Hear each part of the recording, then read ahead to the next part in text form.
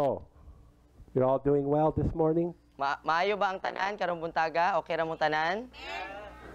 I don't know. Let me check. Ha? So siya sa imong kagalingon. Okay. Basin ay nabilin nga parte sa imong lawas Alright. sa balay. Okay. Kompleto? Praise the Kompleto Lord. ka? Amen. Hallelujah. Praise the Lord. Okay. I'm glad you're... Amen. No, malipayon mi nga naa mong tanan diri karon. Praise God. Amen. Okay, so I have a request of everyone here So na siya request sa matag usa diri karon. to invite you all Gusto mo na ako imbitahon into what we're doing. sa kung unsa ang ato ang ginabuhat. And then I want to tell you why you're being asked to do this. Unya gusto nako nga sultihan ka ngano nga hangyoon ka nga mobuhat niini. And of course, it's all voluntarily. We won't force anybody to do anything. So syempre kuan ra ni siya kanang depende sa pag kanabang kung mo volunteer ka dili mi mamugos sa bisan So kinsa. there's no condemnation, No walay pagkondenar. but you have to hear my heart. Apan kinahanglan nga madunggan sa nato ang iyang kasing-kasing. And I don't want you to disqualify yourself because you're old. Tungod kay dili ko gusto nga moingon ka nga ay dili ko pwede ana tungod kay tigulang naman ko Or if you're young. or bata pa man ko. Okay. So first of all, I want to remind everyone in our meetings, no cell phones. No una sa tanan gusto nako nga pahinumduman ang tanan nga sa ato ang mga panagtigom dili That's lang masabado For nga walay everyone, cellphone. just a reminder. No pahinumdum lang ni. Now you can use your cell phone to look at scriptures when we're praying or when we're doing the messages and things like that. So pwede ang cellphone pwede gamiton kung for example maglantaw ka og scripture, maglantaw kag bersikulo na diha imong Bible samtang nagampo ta or nagwali si daddy. But not for playing Facebook Pero dili siya pwede nga mag-Facebook samtang gasimba or ta playing games. or magdula og dula lang sa imong cellphone samtang gasimba. So am I mean? So kuan Am I ba mean? maot pa siyang batasan? No. Okay. You know, I understand like somebody watched our video, they would think, man, that American, he's really a mean guy. So masabtan ni I daddy understand that. nga kung naay mga naglantaw sa to mga video ba He's so hard. Nagyoy makaingon tingali nga grabiha pug kayo anang Amerikano ha kay striktuha man Can kaayo. I tell you something. Hell is a lot harder. No pero I'm sultihan serious. no pero sultihan ta ka seryoso ni nga kung lisod gani dire or masakit gani dire samot na sa impyerno. Life without Christ as your center is a hell of a lot harder than I am on you. Tinuod. No kay ngano man ang kinabuhi igsuon kung dili si Kristo ang imong sentro nagkinabuhi na ka nga nasa impyerno. Buhi pa lang ka na impyerno na ka kung wala kay Kristo sa imong kinabuhi. Kaysa sa iya ang pagkagahi, pagka-istrikto sa atoa. I'm telling you the truth, Igsoon. No, tinuod ni ang ginaingon igsoon. We care about you deeply. Each one of you matters. Mao nga kanang lalom kaayo ang amo ang pagtagad, ang amo ang pagigugma kaninyo tungod kay ang matag usa kanato nga naa diri bililhon What- pagayo. What is owning a business? I'm not directing this at business owners, but what is it to own a business without Christ as the center? What's the point of having money without Christ as the center? No, dili ni para padunggan ang mga negosyo diri, dili ni para padunggan kate. No, pero example lang nga kung for example na kay negosyo or naa kay kinabuhi, pero dili sentro si Kristo sa imong kinabuhi, unsay pulos ana? What's the point of having an education without Christ as the center? Or dili bagaha nakahuman kag eskwela pero dili pod si Kristo or nag-eskwela ka karon, dili pod si Kristo ang sentro sa imong kinabuhi. What good is a job with lots of money without Christ as the center? No, unsa may makuha nimo kung naalagi kay trabaho unya daghan kang sapi pero dili pod si Kristo ang imo ang sentro. Okay. Because Jesus said that what does it profit a man to gain the whole world and lose his soul? Mao nga si Hesukristo mismo nag-ingon nga unsa man ang madawat sa tawo kung makabot lagi niya ang tibuok nga kalibutan, maiya ang tibuok kalibutan apan kawad-an pud siya sa iyang kagalingong kalag. So in my opinion, Igsoon, it's not me that's hard, it's the Word of God. No, mao nga para niya sa iyang opinion, dili siya ang galisod-lisod, dili siya ang sakit manurya. apan ang pulong sa Ginoo.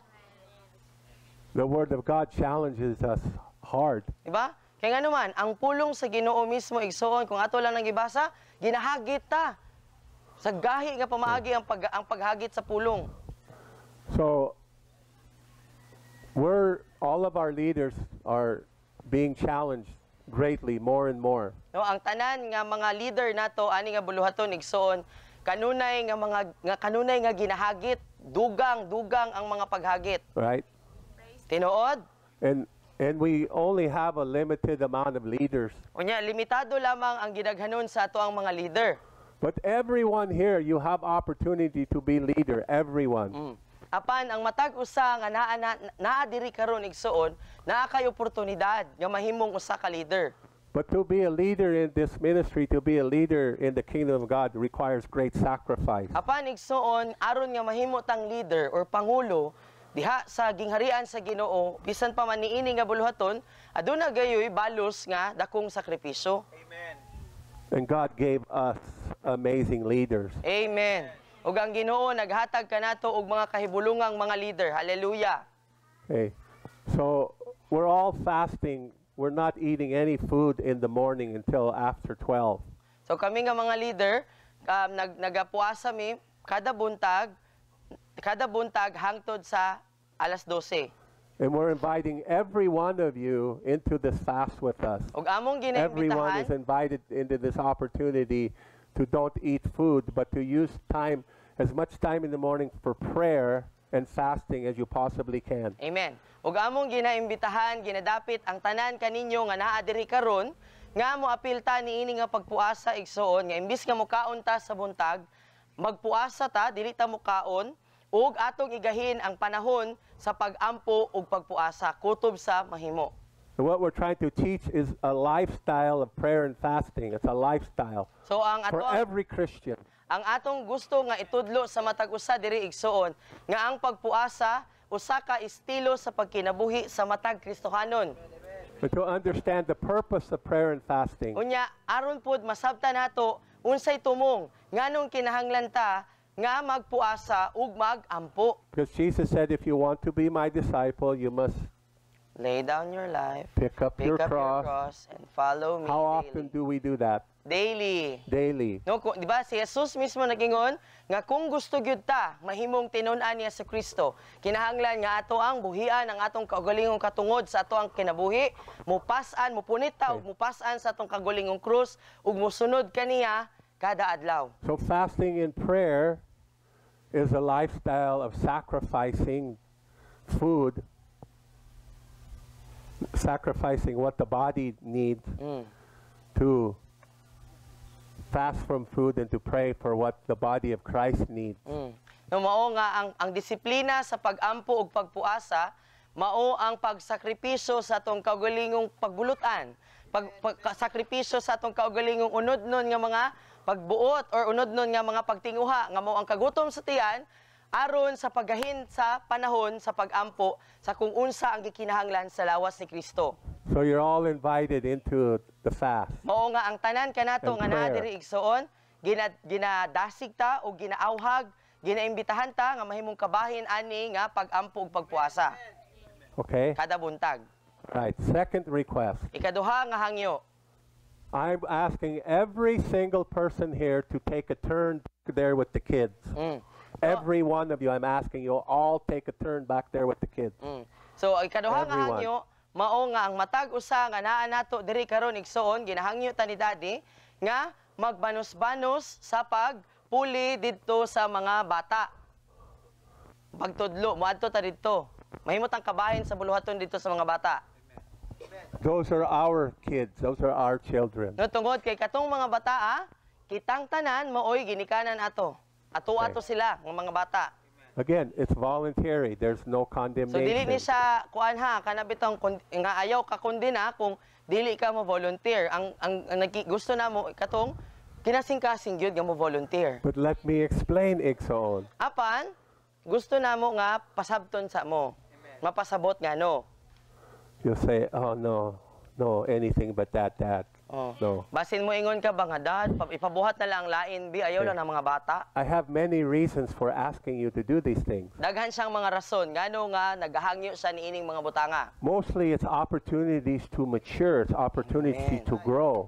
Amen. No kasagaran nganong naa siya ginasugo sa atoa tungod kay oportunidad ni para nga mahamtong ta, mutubo ta. It's opportunities to serve. Oportunidad nga makapangalagad ta.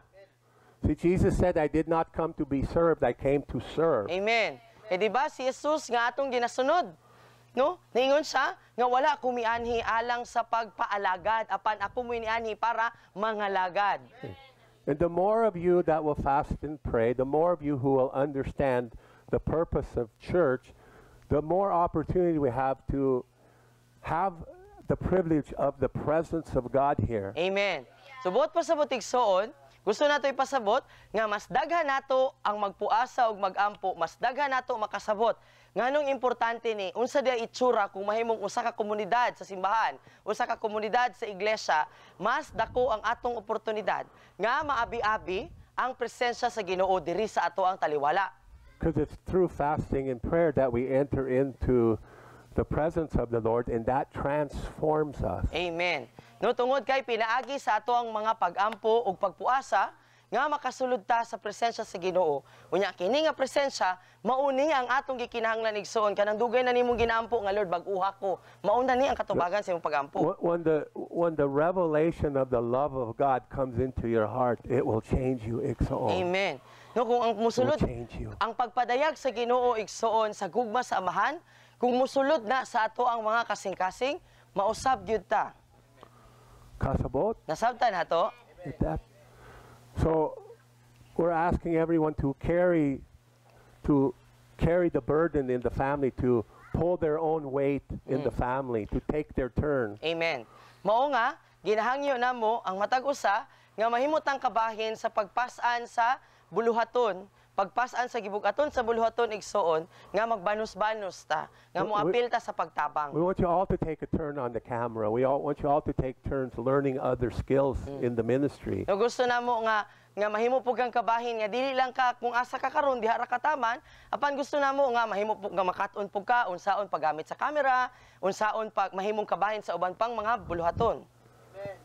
And it's not just about serving the family, but that's part of it. No, apan igsoon sabto nato nga kini atong ginabuhat dili ra man ni para mag-inalagaray ta sa usag-usa. Apan apil na siya. It's not just about serving the kids. Dili ra ni mahitungod nga nag-alagad ta para sa mga bata. It's for your benefit. It's for your benefit. Amen. It's going to benefit you. No, para ni sa imoa, ikaw mo'y makabenepisyo ani. Ikaw mo'y mabulahan.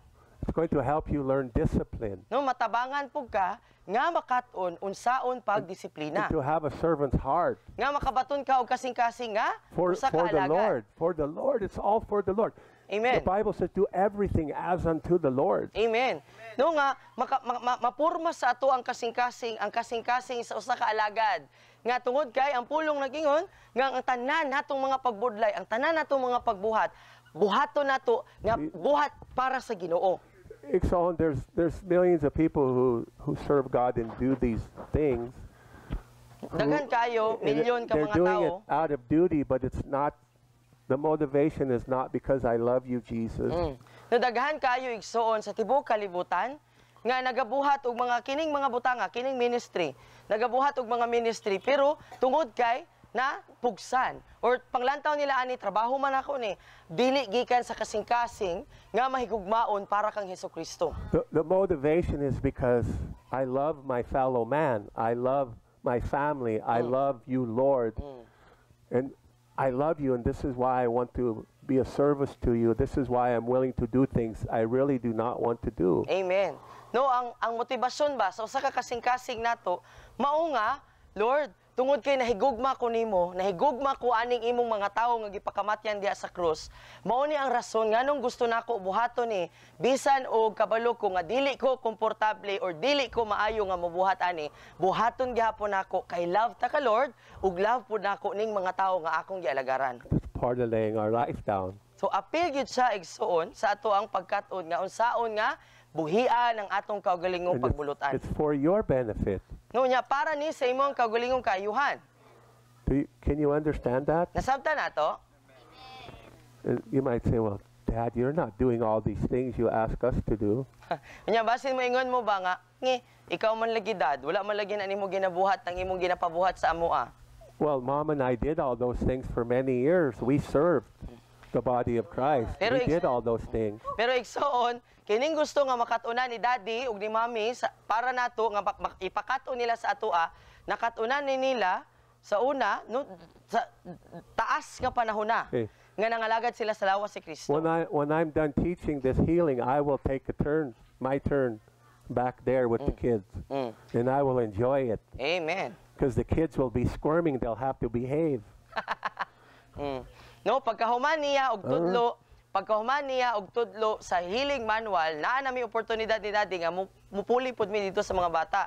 Ganahan siya ana kay kabalo siya nga kung naa siya ang mga bata murag ulod nga walay asin. But how many of you know that the coach does not play in the game? Oh. Di ba? Pero kabalo ba mo igsoon nga sa usa ka dula, ang coach dili man gyud na moapil sa pagdula. The coach coaches the players and the coach coaches the game, but the coach does not get into the game.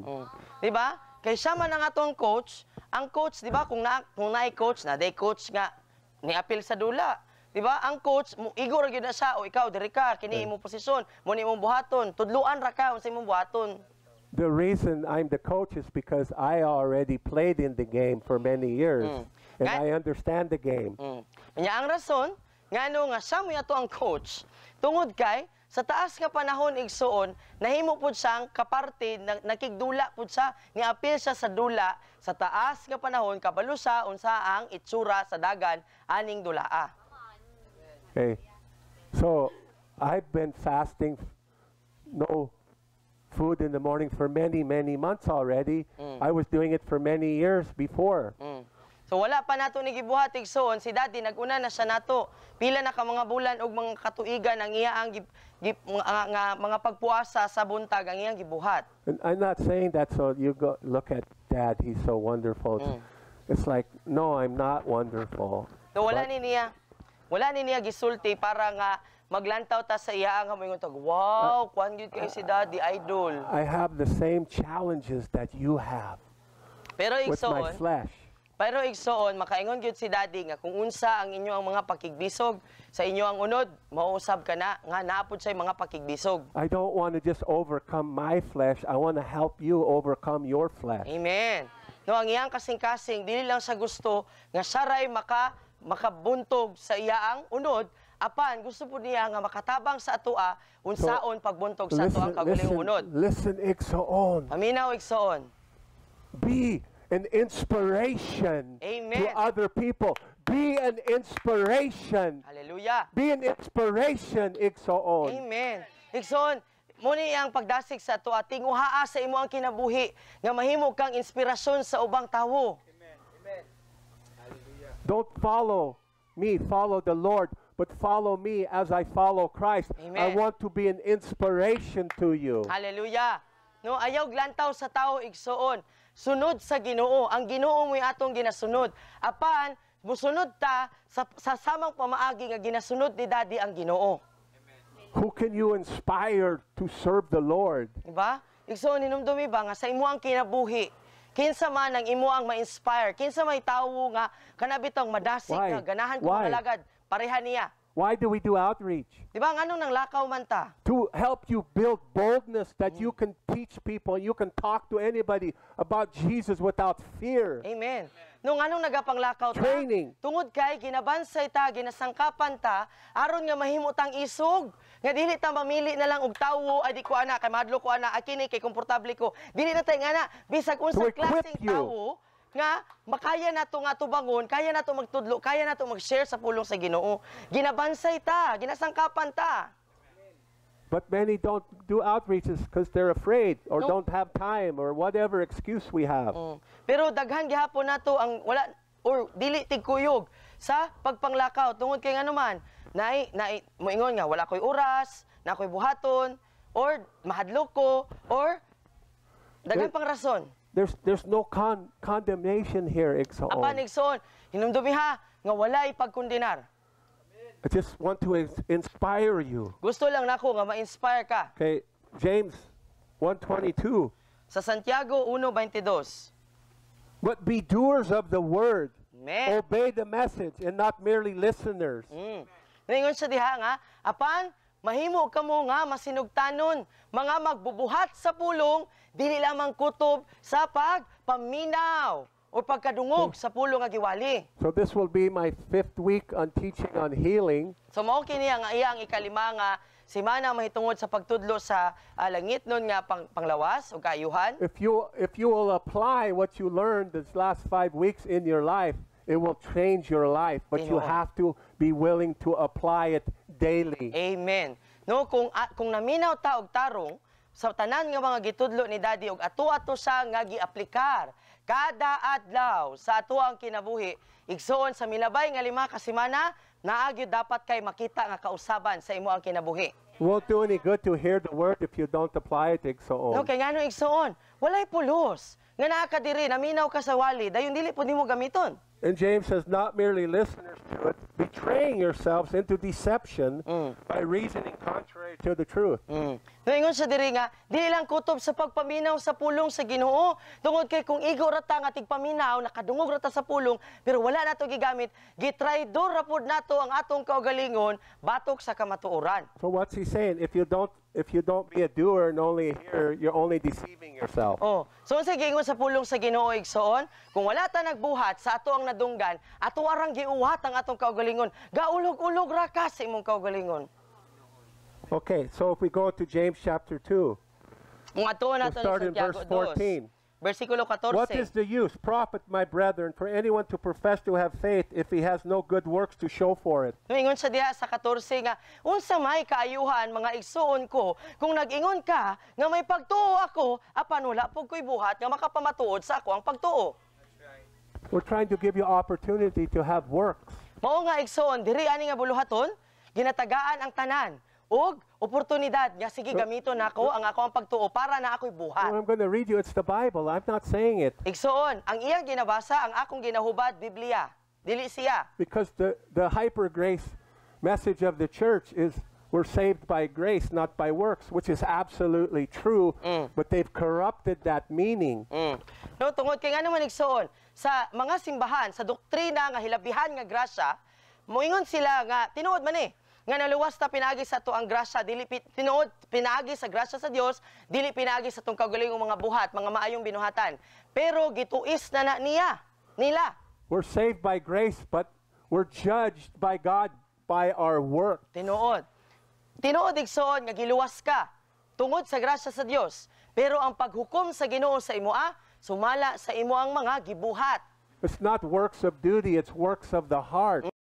Nga kanang buhat nga gikan sa kanabitong tungod kay gisugo lang ka mo Love. ni ako ang buhaton, apan tungod kay gibuhat nako kay nahigugma ko sa We're Ginoo. motivated by love for God and our fellow man. No nga ang ato ang motibasyon, ang nagtuklod nato sa pagbuhat sa ministry, mao nga nahigugma ta una sa Ginoo ug nahigugma ta sa usag-usa. I don't want you to be motivated by guilt and shame, but by love. No dili niya gusto nga ang atong motibasyon nga mubuhat na lang ta tungod kay ay maulaw man ko kay ako ray walay gibuhat, apan tungod kay nasabtan nimo nga nahigugma ka sa Ginoo. Can such faith save his soul? So ni gidugang gani niya diha nga bersikulo 14 nga kana nga pagtuo ba mao ba nay makaluwas sa iyang kalag? If we have faith, we say we have faith but no good works. Can such faith save the soul? That's what James is asking. So ang ginapangutana diri ni Santiago ba or ni Jacobo nga kung nag-ingon ka nga nagtuo ka sa Ginoo pero wala pug ka na involved sa ministry, wala kay ginabuhat nga buluhaton, kana bang imo ang pagtuo? Nagtuo ka nga kana mo'y makaluwas nimo? Can we all work together to build the kingdom of God? Igsoon? Igsoon, pangutanon ta ka, kitang tanan pwede ba nga mahimutang kabahin nga magtinabangay ta sa pagtukod sa gingharian sa Ginoo igsoon? He goes on to say, if a brother or sister is poorly clad and lacks food for each day, and one of you says to him, goodbye, keep yourself warm and well fed, without giving him the necessities for the body, what good does that do? So ningon gani siya diha nga kung ang imong igsuon nga lalaki o babae gigutom or walay sanina, Unya moingon ra ka nga babay, pigi pangita og kanang nang hinaot ko nga mainitan ka or hinaot ko nga naon ta kay masuot nga sanina or na, mabusog unta ka pero wala siya gitabang sa iyang igsoon, unsa may maayo nga nabuhat ato? Verse 17, so also faith, if it does not have works, deeds, and actions of obedience to back it up, by itself is destitute of power, inoperative, dead. Faith without works is dead. So mauusab ka na sa pagtuo. Ala. Mauusab ka na sa pagtuo. Nga kung walay mga buhat or wala kay buhaton tungod sa imuang pagsunod or pagka masinugtanon diha sa imong pagtuo igsoon, aron nga kapamatud-an ang imong pagtuo, kana nga pagtuo patay. Way gahom, way pulos, way gamit, patay. But someone will say to you then, you say you have faith, I have good works. Now you show me your alleged faith apart from any good works if you can, and I by good works of obedience, and I will show you my faith. Apan adunay mo ingon kanimo nga nag-ingon ka nga may pagtuo ka unya ako may maayo akong binuhatan. Karon pakit ako sa imo ang giingon nga pagtuo nimo pinaagi sa mga buhat nga imong mabuhat ug pakit unta ka sa akong mga nabuhat tungod kay nagmasinugtanon ako aron nga mapakita nako sa imo nga may pagtuo agayod ako. So works without faith is also dead. Tubot pasabot na ni igsuon nga kung naatay buhat, nagministry ta, pero wala po tay pagtuo, patay gyapon ang buhat. We have many people who go to church and do good works, but it's wrong motivation. It's not faith in the Lord. It's not out of love for the Lord. Correct. It's out of duty to the church or to the pastor or to the priest. So naapoy mga tao igsuon nga daghan sulod sa lawas ni Kristo nga nangalagad, naa sulod sa ministry, naa sulod sa buluhaton sa Ginoo nga sayop ang motibasyon sa ilang kasing-kasing nganong nangalagad sila, nganong nagministry sila. Tungod lang daghang mga rason, dili tungod sa gugma para sa Ginoo, dili kay naa sila'y pagtuo sa Ginoo. So, Igsoon, when I'm judging my leaders, so mga igsoon sa diha nga iyang ginahukman ang kami nga mga leader, I don't care what they say with their mouth. correct. Si Daddy igsoon ang iyabitang sumbanan para sa amo nga mga leader, wala siya'y labot unsay mugula sa among baba nga moingon mo, yes dad, buhaton na mo na. When they're being corrected, I don't care about their tears. Kung sa diha nga matingkuling mi, sa diha bitaw nga you'll kasaban mi. understand. Tinuod. Sa diha bitaw nga makasaban mi, wa siya'y Don't labot. care. Dili niya iphon kung nagdrama ba mi, mga Judean ba mi diring dapita or unsa mi ka aktor o actress. What I care about is what do they do? What are their actions? Unsay ginalantaw ni Daddy? You understand? Unsay ginalantaw ni Daddy? Human ani nga pagkasaba, unsa gahi iyang buhaton, manghinulsol ba gyud ni? Buhaton ba Am I gyud trying to niya? tell you I don't care about their feelings and emotions? Of course I care about them. So buot pasabot ba igsoon ang pasabot ni Daddy ani nga wala siya'y labot kung masakitan mi or dili, kung may pagbati ba mi or dili. Dili oy, naa siya'y pagbati. So we can cry and repent before the Lord and never change because we're unwilling to change. That's what I mean. Check sa You understand? diba? Igsoon, kabalog yun ang Ginoo nga kitang tanan sayon kaayo nato bisan pag wala tay workshop, maayo kaayo ta magdrama. Kaya nato maghinulsol with matching iyak-iyak pero tinuod dili siya gusto nga mag-usab. The Bible says above all things a leader must be found faithful. Faithful. So I'm looking for faithfulness in you. Tinuod. No, All of you. Ang pulong sa Ginoo, dili lang kami nga mga leader igsoon ha. Ang pulong sa Ginoo nag-ingon nga ang usa ka leader, ang usa ka pangulo, ang usa ka alagad sa Ginoo, alagad manggatang tanan dire, no? Ang usa ka alagad sa Ginoo kinahanglan nga makaplagan nga matinud-anon. Ang pagkamatinud-anon dili lang ni para sa mga leader, dili lang kami ang iyang ginalantawan og pagkamatinud-anon. Kitang tanan. So now do you understand why I say I don't care about the tears. I don't care about what's said. I'm watching to see your actions. Are you a doer? Are you faithful? Are you obedient to the Lord? Or are you just pretending? Mao You nga. understanding? So karon nasabtan nato igsoon nga ang ano nga niingon si Daddy nga kay si Hoda kung niiyak ka diha unsa imong isulti nako ang akong gilantaw ang imong buhaton, no? Kay ngano man kato lagi nga sayon kaayo nga magdrama pero walay buhat. I'm not asking you to be perfect because you're not and neither am I. No, wala siya nag-ingon diri nga kinahanglan mga perpekto tang tanan. Kay dili man gyud. Siya po dili. But Igsoon, what's in your heart? Pero What's in Igsoon, your heart? What's in your kasing-kasing? unsay sulod sa imong kasing-kasing? Are you sincere in serving God? Sincero ba ka? Tinud-anay ba gyud ng imo? Or is it just lip service? Tinud-anay ba ng imo or char-char ana nga kana bang abla-abla ratanan ba? Ba ray gadaghan.